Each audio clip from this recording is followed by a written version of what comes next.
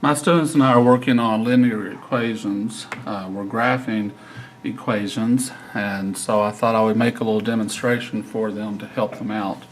Some of the things I want to point out is that your dependent variable is the one that's always going to be represented on the y-axis, and your independent variable is going to be represented on the x-axis. So let's look at our situation and see how we can address the situation.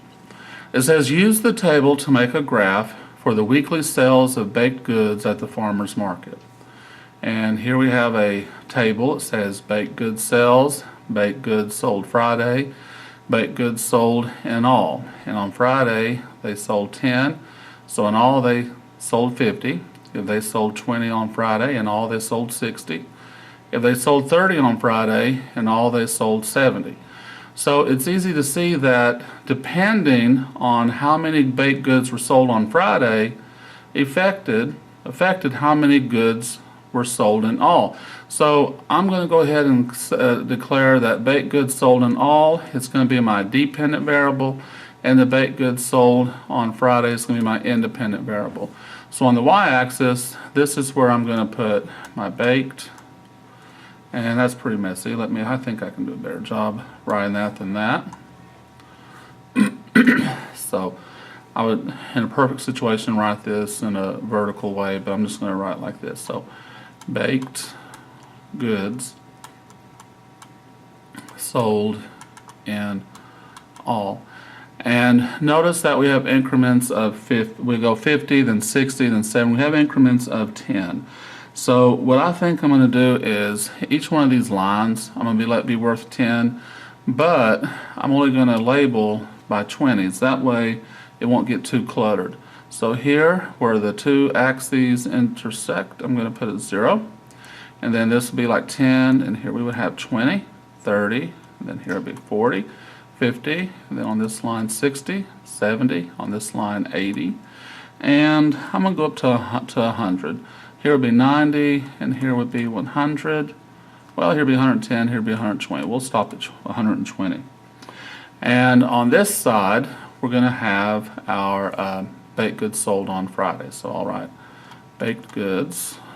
I'll tell you what, let me change the color back to blue. So we'll have baked goods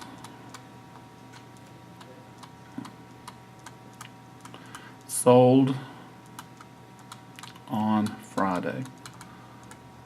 Okay, now here we have 10, 20, 30. We have increments of 10. I think what I'll do is I'll say skip every other line and do it 10 that way. Like here be 5 and then 10 here. Here be 15 and 20 here, 25, 30 here, 35, 40 here, 45, 50 here, and 55, 60 here, and I'll just stop it there. I'll just stop it there.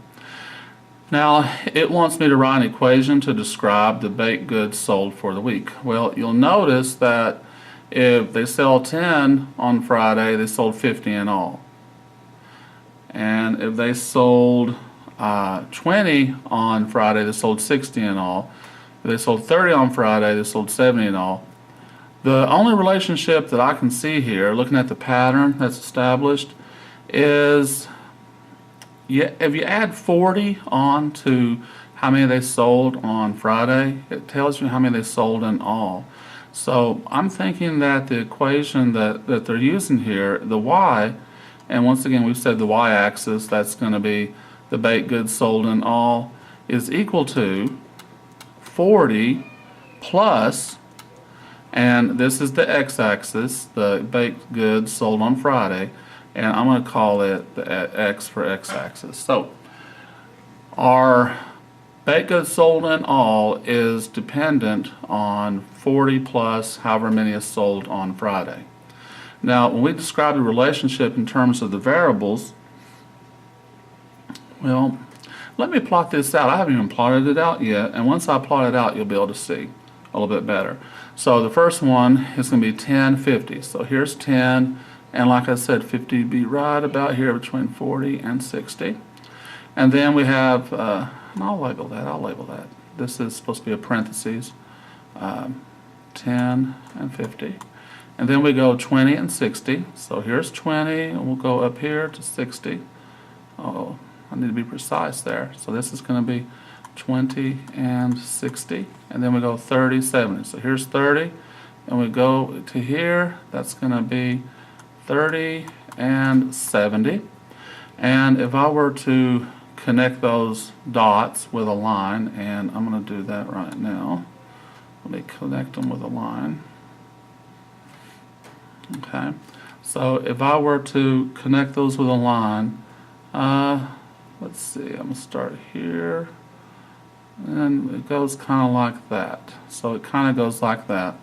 And what we see here is as one value goes up, the other value goes up. When it goes from 10 to 50, when it goes 1050 and it goes up to 2060, they both go up. When one value goes up, the other one goes up. So I can say that this is a direct relationship, and that as one of the variables, as the independent variable goes up, then the dependent variable goes up as well. And if the independent variable went down or decreased, then the dependent variable would also go down or decrease. Now here it says, if 80 baked goods were sold in all, how many goods were sold on Friday? Okay, so if 80 were sold in all, 80, and if I know that my formula is y equals 40 plus x, I can use inverse operations to figure this out, to find out what the answer should be. So I could say 80 equals 40 plus x, and then if I subtract 40 here, those will cancel each other out, and so I have to also subtract 40 here, and that gives me with 40. So if 80 baked goods were sold in all, then 40 had to have been sold on Friday. Now, I used a whole bunch of math practices to get this answer. I made a model.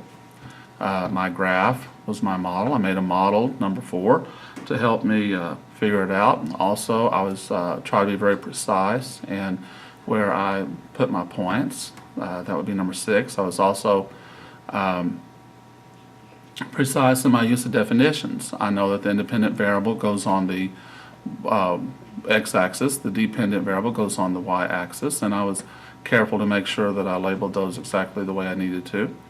And I hope that this helps. Thanks for watching.